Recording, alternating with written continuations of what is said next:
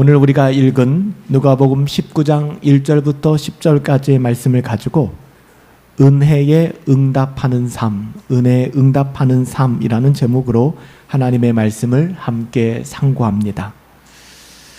오늘 우리는 하나님께서 우리에게 베풀어 주신 은혜, 그 놀라운 은혜에 대해서 다시 상고하기를 원하는데요.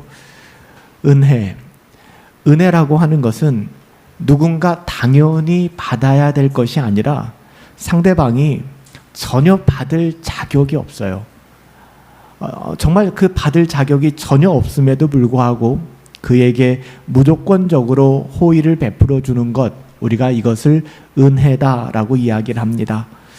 우리는 우리가 받은 구원을 이런 은혜다라고 얘기하는 것이죠. 우리는 구원받을 만한 그 어떠한 조건도 없고 자격도 없는 사람인데 우리를 구원해 주셨기 때문에 우리가 이것을 은혜다라고 이야기합니다. 하나님의 특별한 선물이죠. 하나님이 거저 우리에게 주신 선물입니다. 우리는 죄로 인하여 단절된 인생을 살아갔습니다. 죄로 먹고 마시고 생각하면 죄를 생각하고 말하면 죄를 말할 수밖에 없는 그런 악한 삶을 도모하며 살고 있었습니다. 우리는 절대 우리의 힘으로 구원받을 수 없는, 하나님의 자녀다움을 흉내낼 수 없는 그런 존재였습니다. 그런데 하나님께서는 그런 우리를 버리지 아니하셨어요. 우리를 있는 그대로 취급하지 않으셨어요. 우리가 만약에 있는 그대로 취급당하였다 하면 이 자리에 있을 수가 없죠. 하나님은 우리를 있는 그대로 취급하지 않으시고 버리지 아니하시고 오히려 당신의 사랑과 자비하심으로 우리를 보다듬어 주시고 우리를 품어 주셨습니다. 여러분, 우리가 받은 이 구원의 은혜가 새삼 얼마나 크고 놀라운 것인지 여러분 오늘 이 아침에 다시 한번 기억하셨으면 좋겠어요. 은혜가 떨어지게 되면요, 은혜가 상실되게 되면요, 신자의 삶은 남는 것이 없습니다. 너무나 무미건조해짐 밖에는 없어요. 우리 자신의 어떠함만 따라 살아가게 될 것입니다. 그래서 우리는 다시 한번 날마다 하나님의 은혜로 돌아가야 되고 우리가 어디서부터 은혜에서 떨어져 나갔는가를 살펴야 되는 것이죠. 한 100년 지났죠. 100년 전에 인류 역사에 아주 끔찍하고 참혹한 대형 사고가 하나 있었습니다.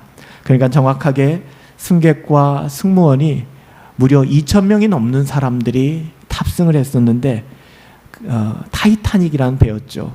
이 배는 당시 인류가 범접할 수 없는 범선을 타던 인류가 증기선을 타기 시작하고 정말 인류 최대 문명의 개발이다, 발전이다라고 이루는 타이타닉호였습니다. 이런 문명의 상징이던 타이타닉이 처녀 출항에 나섰습니다. 배를 진수하고 나서 첫 번째 항해를 떠난 것입니다.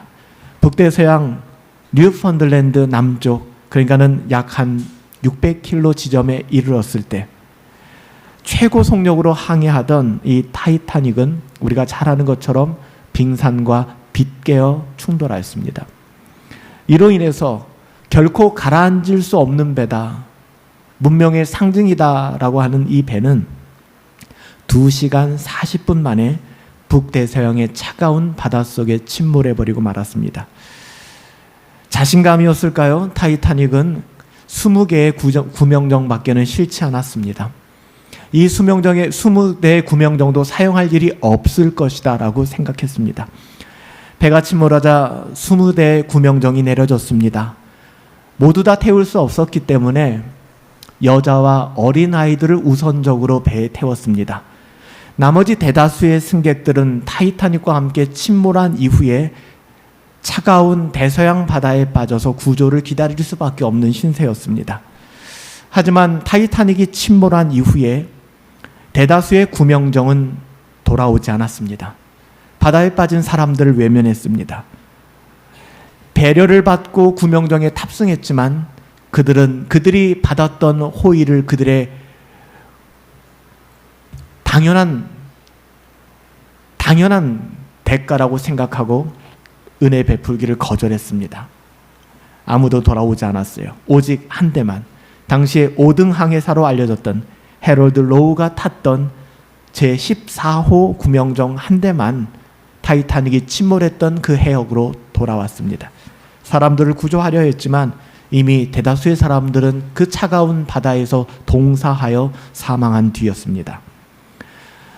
제가 왜 이 사건을 소환해서 여러분들에게 말씀드렸는가? 우리는 타이타닉이라는 영화를 통해서도 이 장면을 영상으로 소환하여 그려낼 수가 있게 되었습니다. 여러분, 우리가 만약에 이런 깊은 바닷속에, 이 깊은 바닷속에서 빠져나올 수 없는 처지에 있다라고 생각해 보십시오. 우리는 그곳에서 떠나가는 구명선, 우리가 은혜를 베풀었지만 그 은혜를 배신하고 떠나가는 사람들을 바라보면서, 무기력하게 그들을 바라보면서 희망 없는 죽음을 예감했을 것입니다. 여러분, 그런데 만약에 갑자기 예상치도 못한 구명선이 나타나서 우리를 구조한다면, 여러분, 이것이 정말 우리의 실제 상황이라면 여러분 어떻겠습니까? 우리를 안전하게 우리의 집으로 돌려보낼 수 있는, 여러분 어떠실 것 같아요? 그런데 알고 보니 심지어 그 구조선은 우리를 구원하기 위하여, 우리를 구조하기 위하여 뱃머리를 돌렸는데 그들의 생명을 담보로 그 일을 했다면, 여러분들이 살아남았을 때 여러분 그들을 향한 감사가 어떨까요?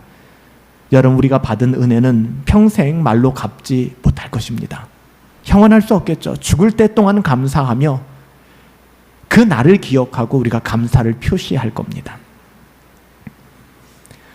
우리는 하나님께서 우리에게 베풀어 주신 은혜를 망각하는 경향이 있어요. 여러분, 하나님은 단순히 우리에게 호의를 베풀어 주신 분이 아니라 그의 아들 우리 주 예수 그리스도를 십자가에 내어 죽이기까지 우리를 사랑하여 우리를 죄와 사망의 법에서 구원하신 분이십니다. 그런데 우리는 그 은혜를 잊어버려요. 우리가 어떻게 은혜를 잊어버릴 수 있겠습니까? 그런데 잊어버려요. 세속에 오염되어 그 은혜를 변질시켜버리는 것, 여러분, 이게 문제입니다. 하나님의 은혜는 오늘 이 시간도 동일한데 우리는 그 은혜를 자꾸만 잊어버려요. 우리는 죄의 깊은 수렁 속에 빠져 있고 우리 스스로 절대로 나올 수 없는 그 상황이었는데 우리가 뭔가 된 거로 생각합니다. 잘났다고 생각해요. 우리가 뭔가 해냈다라고 생각합니다. 아니요, 우리는 해낸 것이 없어요.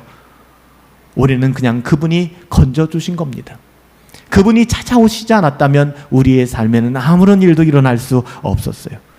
예수 그리스도께서 이 땅 가운데 오셨고 우리의 죄를 대신하여 십자가에서 죽으셨고, 오늘 요한복음 19장의 그 사건에 그 예수님을 여러분 기억하십시오.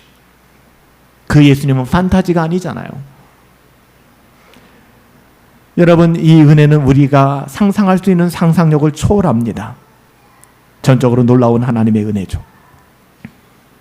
우리는 오늘 우리가 너무나 잘 알고 있는 삭개오라는 이 사람의 사건을 담은 본문을 통해 이 놀라운 하나님의 은혜가 무엇인지를 다시 한번 생각해 보려고 해요. 또한 이 은혜가 어떤 결과를 가져오는가, 이 은혜가 어떤 변화를 가지고 오는가를 우리가 좀 주목하여 보기를 원합니다. 우리가 은혜를 받았다면, 또 삭개오가 받았던 동일한 은혜가 우리 가운데 있다면 삭개오에게 일어난 일이 동일하게 우리에게 일어나야 되지 않겠습니까? 오늘 우리가 읽은 본문은 우리가 너무나도 잘 알고 있는 삭개오라고 하는 그 직업은 세리장이었습니다.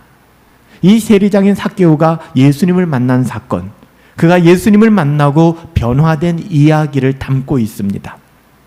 우리는 이 삭개오의 사건을 통하여 참된 은혜가 무엇인지, 그리고 그 은혜가 어떤 일을 하는지를 볼 수 있어야 합니다. 오늘 본문의 시작은 예수님께서 여리고로 들어가시는 장면으로 시작합니다. 1절 말씀이죠. 1절 말씀에 보니까 예수께서 여리고로 들어가 지나가시더라. 그곳에는 삭개오라는 사람이 있었습니다. 2절 말씀이죠. 삭개오라 이름하는 자가 있으니 세리장이요 부자라. 삭개오의 직업이 뭐였다고요? 세리장이었습니다. 세리 중에서도 세리장이었습니다. 오늘날로 하면 세무 공무원인데요, 그 공무원장인 것이죠. 당시 로마 제국의 세리는 로마를 대신해서 식민지역, 그 당시 로마가 굉장히 많은 식민지를 가지고 있었잖아요. 이 식민지역에서 세금을 징수하기 위한 사람이 바로 세리였습니다. 좋은 직업이 아니죠. 로마는 당시 유대 지역을 포함한 굉장히 광활한 지역을 식민지로 가지고 있었는데요.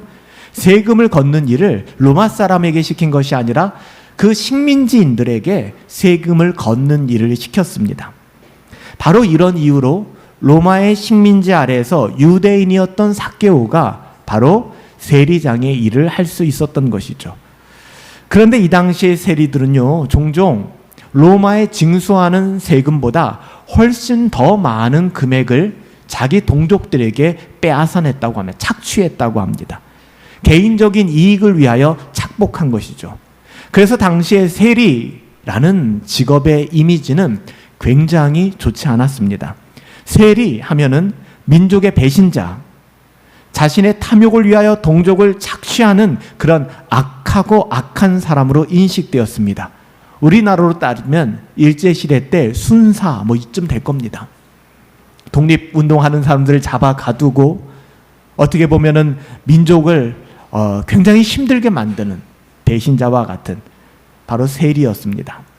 그래서 예수님이 삭개오의 집에 들어가자 예수님이 삭개오의 집에 들어가는 것을 본 사람들은 한결같이 7절 말씀에 뭐라고 얘기합니까? 뭇사람들이 보고 수군거려 이르되 저가 죄인의 집에 유하러 들어갔다 하더라.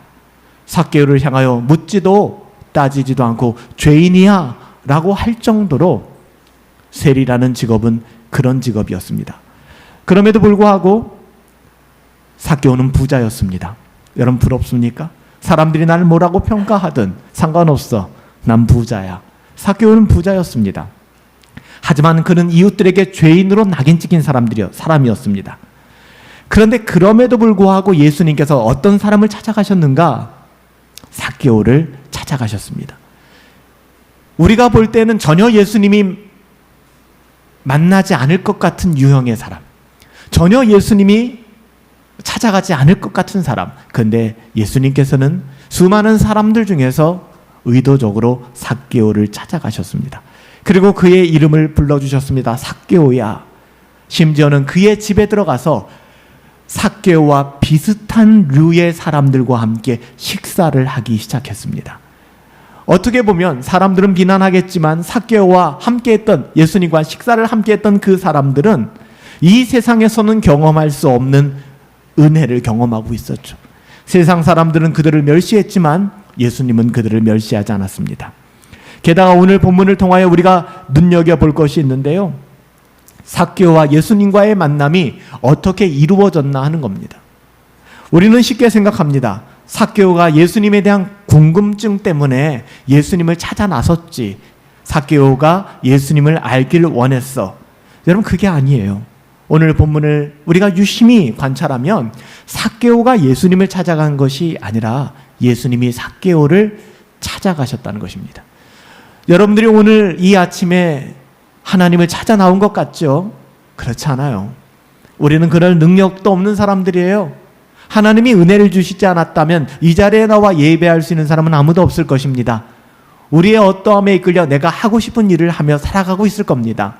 그런데 하나님께서는 우리를 부르셨어요. 하나님이 부르지 않으셨다면 우리는 예배의 자리에 나올 수 없어요. 하나님을 찾을 수도 없고요.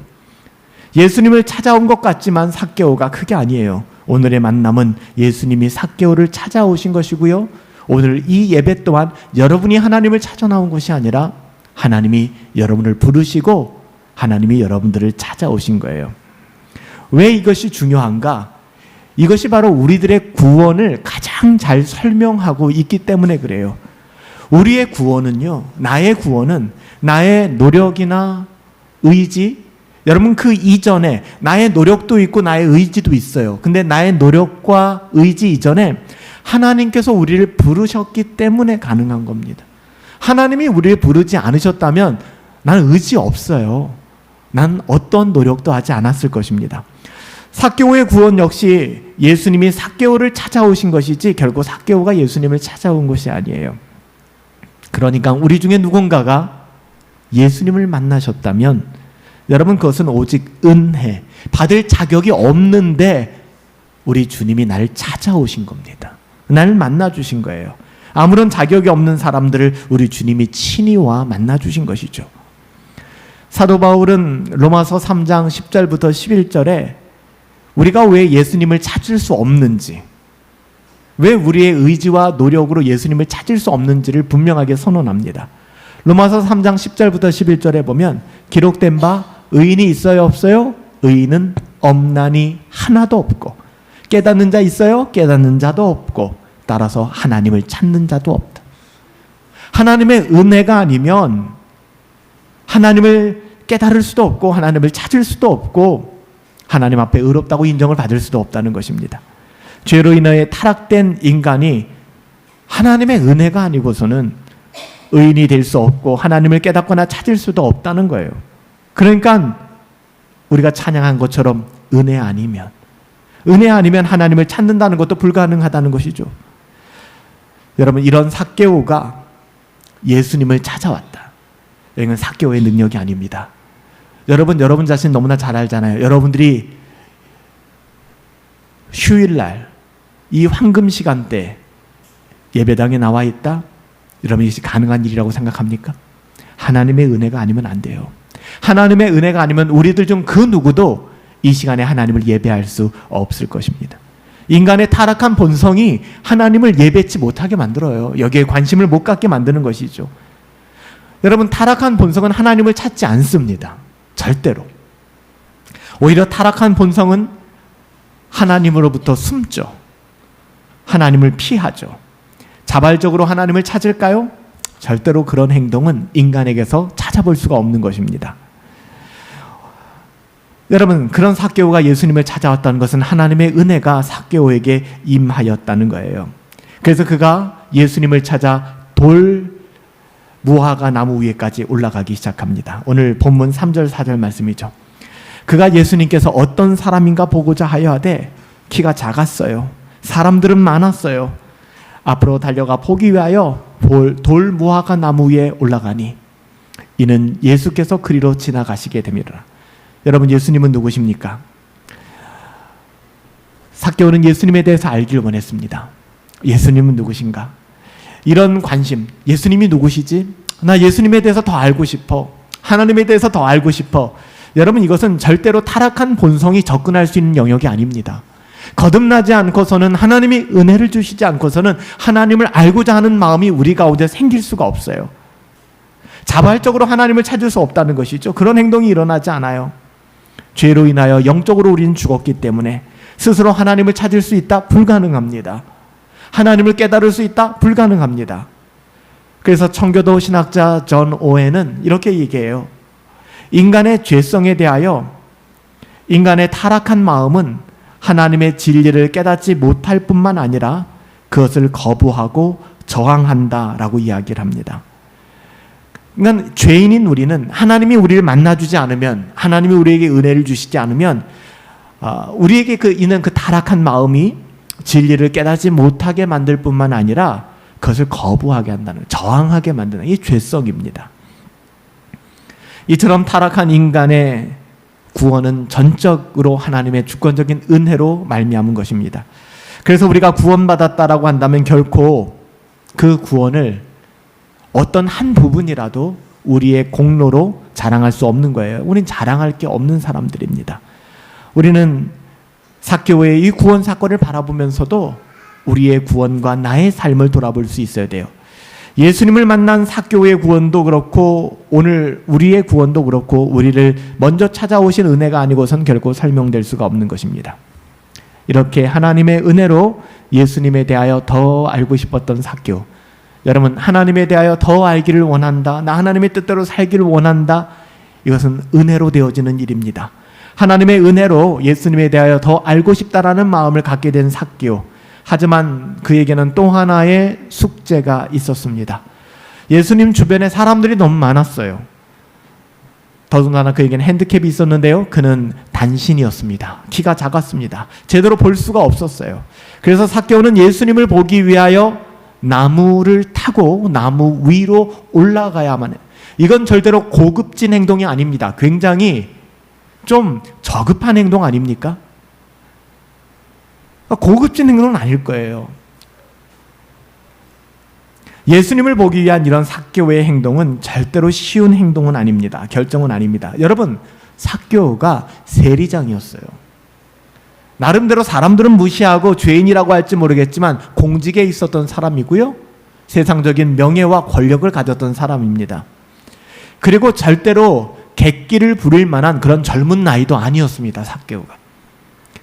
삭개오가 나무를 탄다? 아, 저 사람 키가 작은 비난거리가 되고 비아냥거리가 되고 너무나 잘 알고 있었어요. 삭개오는 예수님을 알기를 원하는 그 마음에 자신의 그 어떤 자존심도 들이대지 않았습니다. 여러분, 이것은 결코 쉬운 행동이 아니었어요. 여러분, 우리는 예수님을 만나고 예수님을 알기 위하여 우리의 자존심 따위는 아무것도 아니다라는 마음들이 여러분들에게 있습니까? 하나님을 향한 정말 갈급, 사슴이 시냇물을 찾기에 갈급함같이 하나님, 내 영혼이 하나님 찾기에 갈급해요. 아무도 눈에 보이지 않아요. 하나님밖에는 보이지 않아요. 라는 그 마음이 있나요? 그래서 하나님을 찬양할 때도, 하나님께 기도할 때도, 하나님의 말씀을 들을 때도 여러분, 더할 나위 없는 감격과 여러분 그 감사가 여러분들 가운데 있나요? 삭개오는 적어도 그랬습니다. 삭개오의 이런 나무에 올라가는 행동을 쉽게 생각하지 마세요. 우리는 흉내내지도 않습니다. 삭개오가 나무에 올라가는 그 순간 그는 많은 생각을 했을 줄 몰라요. 근데 그 정확한 타이밍에 예수님이 삭개오의 이름을 부르셨습니다. 5절 말씀이에요. 예수께서 그곳에 이르사 쳐다보시고 누구를요? 삭개오를 말씀하셨어요. 놀랍잖아요. 삭개오는 자기 이름을 이야기한 적도 없어요. 통성명을 한 적도 없어요. 예수님 삭개오를 만난 적도 없어요. 그런데 예수님께서 복잡한 마음을 가지고 한 가지 예수님을 더 알기를 원한다는 소원으로 나무에 올라가고 있는 저 작은 한 사람, 그 삭개오를 향하여 말씀하십니다. 삭개오야, 속히 내려오라. 내가 오늘 내 집에 유하여야 하겠다. 분명하죠? 여기서 누가 먼저 아는 척을 했어요? 삭개오인가요? 예수 선생님, 저 좀 봐주세요. 아닙니다. 예수님이세요. 삭개오가 예수님을 부른 것이 아니라 예수님이 삭개오를 부르셨어요. 삭개오의 구원 사건이, 아, 이제는 아시겠죠? 예수님이 삭개오를 부르셨구나. 우리가 주일 성수를 하고 하나님을 예배할 수 있다는 것이 우리의 자랑거리가 될 수 없으면 이 자리에 선 것 자체가 은혜라는 사실이에요. 하나님이 우리를 은혜로 부르지 않으셨다면 우리는 우리 하고자 하는 일을 위하여 예배를 포기할 겁니다. 예배가 그렇게 중요하게 여겨지지 않을 거예요. 그가 어떤 환경에 있으며 어떤 직업과 어떤 교육 수준에 있고 세상 사람들이 그를 어떻게 부르고 있는지, 그의 평판이 어떠한지 예수님은 묻지 않으셨습니다. 단도직입적으로 삭개오를 향하여 한 가지만 얘기합니다. 삭개오야, 내가 오늘 너의 집에서 묵어야겠다. 이 이야기를 현장에서 들었다면 여러분 좀 상상력을 가지고 오늘 본문을 보십시오. 그가 세리 정도가 아닌, 세리가 어떤 사람인지는 말씀드렸죠. 세리 정도가 아닌 세리장이었기 때문에 더더군다나 내가 너의 집에, 세리 너의 집에 머물러야겠다라고 말한 사람이 예수님이었어요. 예수님은 당시 아주 핫한 사람이었습니다. 당시에 매스컴이 추적하던 사람이었습니다. 예수님이 등장하면 이슈가 되던 그런 사람이었습니다. 그 예수님이 시대의 악마라고 할 수 있는 세리장의 집에 머물겠다라고 이야기하고 있는, 공개적으로. 아마 대서특필되었을 것이요.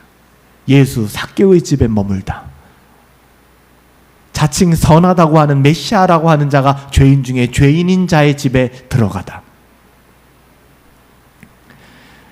하지만 예수님은 알고 계셨어요. 세상 사람들은 삭개오를 손가락질했지만 이미 삭개오 안에 어떤 일이 일어나고 있었는지를 예수님은 알고 계셨어요. 삭개오 안에 회심의 역사가 일어났다는 사실을.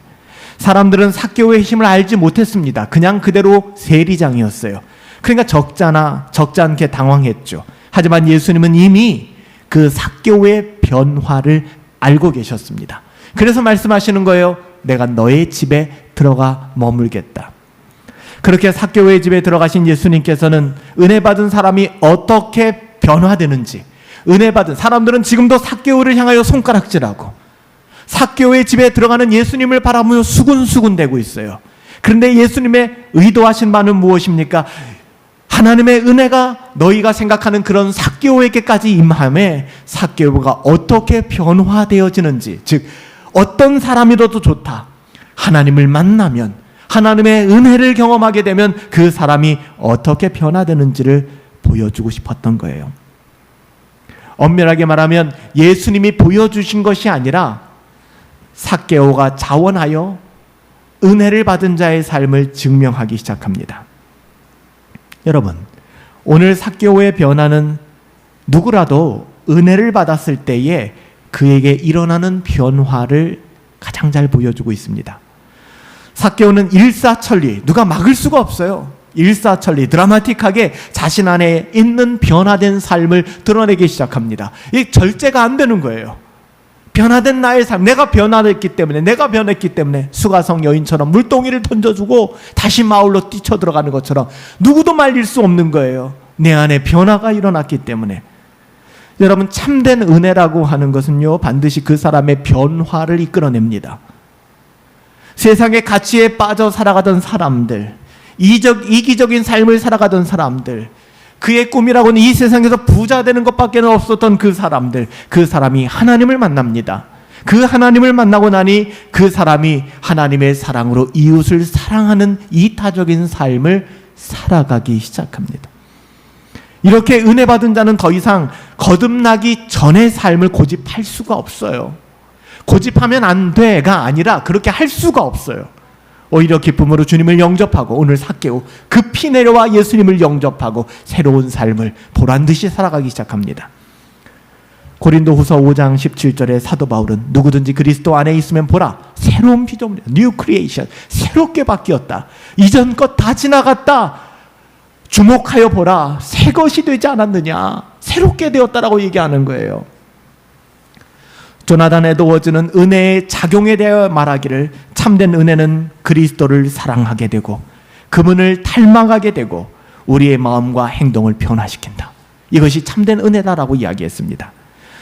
삭개오는 이런 변화를 경험했어요. 거듭남의 변화입니다. 은혜의 결과입니다. 은혜 받은 사람이 어떻게 살아가는지를 우리에게 보여주고 있어요. 예수님으로 인해 그의 삶은 완전히 바뀌었습니다. 사람 의식하지 않아요. 사람들이 날 뭐라고 얘기하든 전혀 이제는 사람들의 말이 중요하지 않습니다. 여기서 우리가 잠깐 오해해서는 안 되는 것이 있죠. 삭개오의 변화된 모습이 삭개오의 구원을 만들어낸 게 아닙니다. 끊임없이 여러분들 이거 반복하셔서 여러분들 참된 믿음 안에 거하셔야 돼요. 우리가 구원받은 것, 삭개오의 변화된 모습이 삭개오의 구원을 만들어낸 거 아니에요. 구원의 어떤 일조도 한 건 아닙니다. 이거 진짜 중요해요. 그렇게 가면 우리의 신앙이 어떻게 가요? 율법주의와 행위 구원으로 가는 거예요. 삭개오가 이 모든 선행을 했기 때문에 구원받은 것 아니에요. 삭개오의 변화된 모습은 그가 구원받았기 때문에 은혜의 열매라는 것입니다. 구원의 조건 아닙니다. 구원의 결과, 구원이라는 나무가 심기어져서 열매를 맺게 된 것입니다. 여러분, 그렇다면 어떤 변화가 일어났나요? 삭개오가 예수님을 영접한 후에 그는 변했습니다. 8절 말씀이죠. 삭개오가 서서 주께 여짜오되 주여 보시옵소서, 내 소유의 절반 가난한 자들에게 주겠사오며 만일 누구의 것을 속여 빼앗은 일이 있으면 네 갑절이나 갚겠나이다. 자신의 재산을 가난한 자들에게 나누어 주겠다라고 이야기합니다. 누가요? 삭개오가. 그가 왜 세리장이 되었을까요? 돈 때문에. 돈이 좋아서, 돈 벌고 싶어서. 내 민족 따위는 악의 구렁텅이에 빠지고, 내 민족 따위는 좀 힘들고 어려워져도 내가 부자가 될 수 있다면 나는 이 일을 하겠어 라고 생각했던 인간이 삭개오였습니다. 돈에 눈이 먼 사람이었습니다. 평생 돈을 위해서라면 나라도 팔아먹고 자신의 양심도 저버리던 그가 이제는 상상도 못할 말을 지금 하고 있는 겁니다. 이게 은혜가 주는 변화입니다. 여러분뿐만 아닙니다. 자신의 재산을 절반이나 떼어, 그러니까 예수님께 조건이 있는 게 아닙니다. 그가 얼마나 부자였을까요? 굉장히 많은 것을 가지고 있었을 겁니다. 여러분, 아나니와 삽비라 아시죠? 그들도 부자였습니다. 근데 집을 팔고 보니까 너무 액수가 큰 거예요. 그래서 속여서 일부를 속이고 일부만을 헌금하게 됩니다. 성령을 거스리는 죄를 지었다라고 지적받고 둘 다 목숨을 잃었습니다. 여러분, 삭개오도 부자였습니다. 그는 과감하게 자신의 절반을 떼어서 한 1억 있다면 할 수 있을 것 같대요. 뭐 5천만 원 떼서 주지. 100억이 있으면 50억을 떼야 돼요. 1000억이 있다면 500억을 떼야 돼요. 쉽지 않은 문제입니다. 삭개오는 굉장히 부자였어요. 근데 그의 절반을 떼어 묻지 않습니다. 가난한 사람들에게 나눠줍니다. 뿐만 아니죠. 내가 누군가를 속여 그의 재물을 빼앗은 것이 있다면 굉장히 많겠죠. 세리장이었는데 자신의 재산이 대다수 이렇게 모였을 것입니다. 누군가를 속여 남의 재물을 빼앗은 것이 있다면 뭐라고 얘기합니까? 4배나 배상하겠습니다. 여기서 우리가 눈여겨볼 게 뭔지 아십니까? 4배나 배상하겠습니다. 레위기 6장을 보시면 율법이죠. 레위기 6장에 이러한 율법의 조항이 있습니다.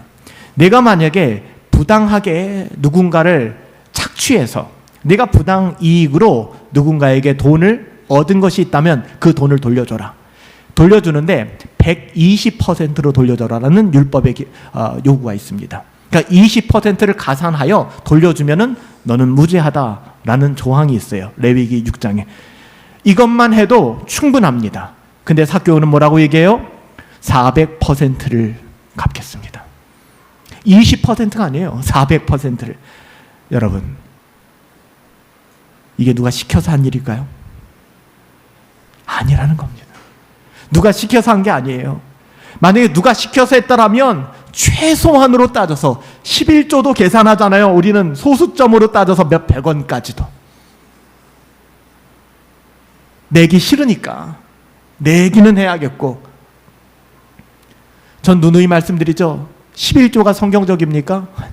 10에 10이 성경적이에요. 감사가 없으니까, 은혜가 없으니까 우린 11조 생활을 못하는 겁니다. 왜요? 내가 잘나서 이 자리까지 왔으니까. 내가 어떻게 이렇게까지 왔고 내가 어떻게 이렇게 벌었는데 나를 위해서. 우리는 하나님을 기억하지 않아요. 근데 삭개오는 놀라운 변화를 이게 바로 은혜가 주는 변화입니다. 이거 누가 시켜서 한 게 아니라고요. 너 이렇게 해야 돼. 만약에 그렇게 했다면 계산기 두들겨 봐서 20%만 배상했을 겁니다. 철저히 자원해서 자기의 변화를 보여주고 있는 거예요. 뭔가를 바라고 했을까요? 아니에요. 이게 그냥 삭개오예요. 그냥 바뀌었어요. 그러니까 삭개오라는 사람 자체가 그냥 바뀐 겁니다.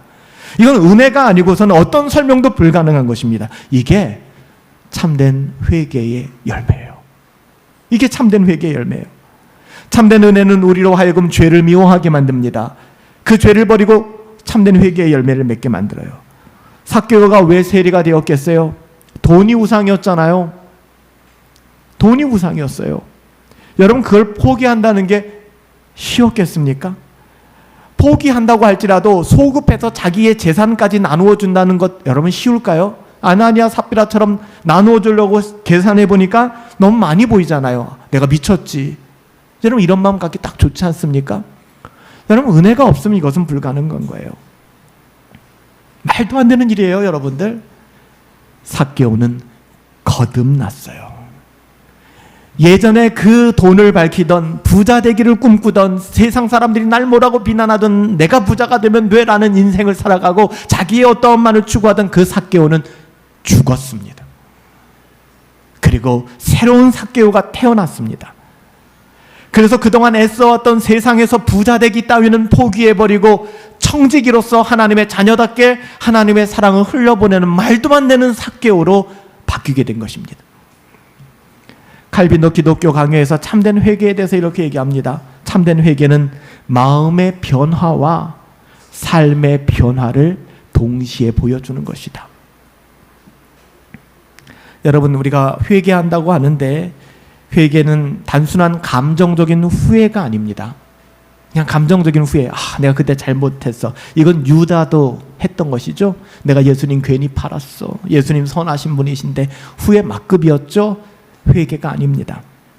우리가 정말 은혜를 받고 누린다면, 우리가 거듭났다면 실제로 우리의 일상이 바뀔 수밖에 없는 겁니다. 오늘 삭개오의 모습은 이런 참된 회개의 모범을 보여주고 있는 거예요. 저급한 은혜가 아니라 고급진 은혜, 우리 예수님이 우리에게 쏟아 부어주신 그 은혜를 받았다면 우리의 삶이 저급할 수 없어요. 고급질 수밖에 없는 거예요. 누가 시킨 만큼 하고 계산기 두들겨보는 그런 인생 살지 않아요. 그냥 바뀌는 거예요, 인생이. 여러분, 이런 삭개오를 향하여 예수님이 의도적으로 얘기합니다. 사람들은 수군수군대고 사람들은 평가하고 사람들은 이런저런 얘기를 했지만 예수님께서는 삭개오의 그런 행동을 드러내게 하시고 바로 그 행동 위에 마침표를 찍어주시는 거예요. 그것이 9절 10절이죠. 오늘 구원이 이 집에 이르렀으니 이 사람도 이제는 아브라함의 자손이다. 인자가 왜 왔는지 아느냐? 잃어버린 자를 찾아 구원하기 위하여 왔다.